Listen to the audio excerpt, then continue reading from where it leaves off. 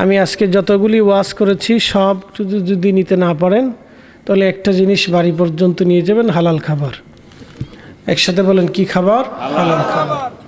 হালাল খাবার ব্যতীত কোনো দোয়া, কোনো ইবাদত আল্লাহর কাছে মঞ্জুর হয় না, কখনই হয় নাই। আল্লাহ সুবহান, আল্লাহ পাক সারা কবুল করেন না।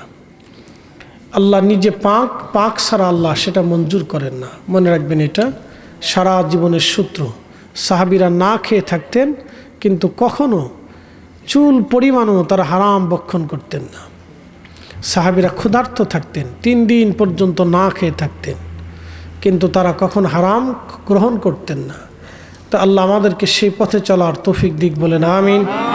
যে পথে আল্লাহর প্রিয়জন চলে গেছেন সেই পথই ইহদিনাস সিরাতাল মুস্তাকিম, সিরাতাল্লাযীনা আনআমতা আলাইহিম।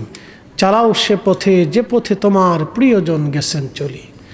আল্লাহ সেই পথে চলার তৌফিক দিক, সকলে বলে আমিন। মহিলারা যারা ওয়াজ শুনেছেন তারা এগুলো আমল করার চেষ্টা করবেন।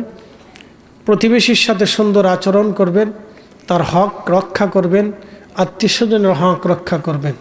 আল্লাহ বলছেন, আ'বুদুল্লাহ, তোমরা আল্লাহর ইবাদত করো, ওয়ালা তুশরিকু বিহি শাইয়্যা, আমি আল্লাহর সাথে শিরিক স্থাপন করবে না।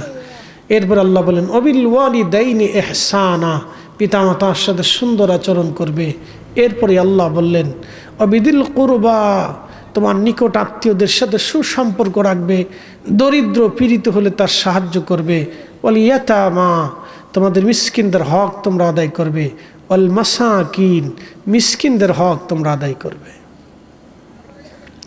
তো এগুলি আমরা আমল করব। আল্লাহ আমাদেরকে আমল করার তৌফিক দিক, আমিন। ছেলেদেরকে আদব শিক্ষা দিব। মা বোনেরা শোনেন, ইঁদুরের মতো বাচ্চা জন্ম দিয়ে কোনো লাভ নেই। বাচ্চা জন্ম দেওয়ার পরে সুন্দর করে তার একটা নাম রাখতে হয়, এক ইসলামিক নাম। নবী আলাইহিমুস সালাম, সাহাবা আজমাইন, আউলিয়া কেরামের পবিত্র নামে